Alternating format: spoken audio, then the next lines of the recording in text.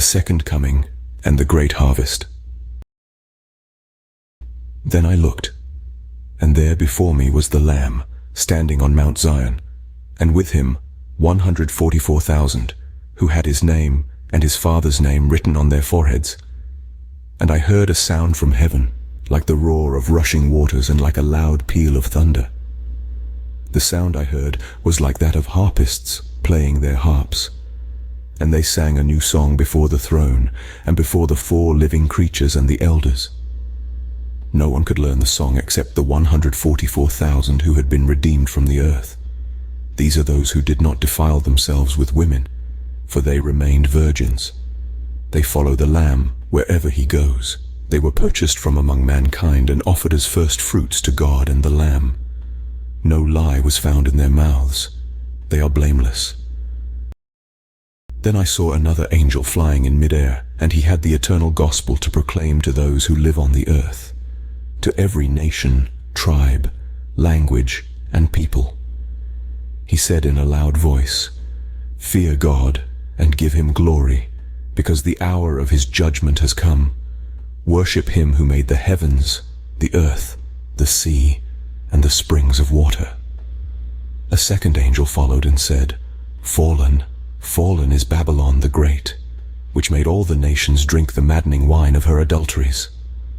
A third angel followed them and said in a loud voice, "If anyone worships the beast and its image, and receives its mark on their forehead or on their hand, they too will drink the wine of God's fury, which has been poured full strength into the cup of his wrath.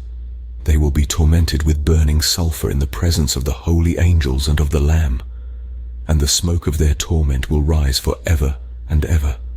There will be no rest day or night for those who worship the beast and its image, or for anyone who receives the mark of its name." This calls for patient endurance on the part of the people of God, who keep his commands and remain faithful to Jesus. Then I heard a voice from heaven say, "Write this, Blessed are the dead who die in the Lord from now on." Yes, says the Spirit, they will rest from their labor, for their deeds will follow them. I looked, and there before me was a white cloud, and seated on the cloud was one like a son of man with a crown of gold on his head and a sharp sickle in his hand. Then another angel came out of the temple and called in a loud voice to him who was sitting on the cloud, "Take your sickle and reap, because the time to reap has come, for the harvest of the earth is ripe." So he who was seated on the cloud swung his sickle over the earth, and the earth was harvested. Another angel came out of the temple in heaven, and he too had a sharp sickle. Still another angel, who had charge of the fire, came from the altar and called in a loud voice to him who had the sharp sickle, "Take your sharp sickle and gather the clusters of grapes from the earth's vine, because its grapes are ripe." The angel swung his sickle on the earth, gathered its grapes and threw them into the great winepress of God's wrath. They were trampled in the winepress outside the city, and blood flowed out of the press, rising as high as the horses' bridles for a distance of 1,600 stadia.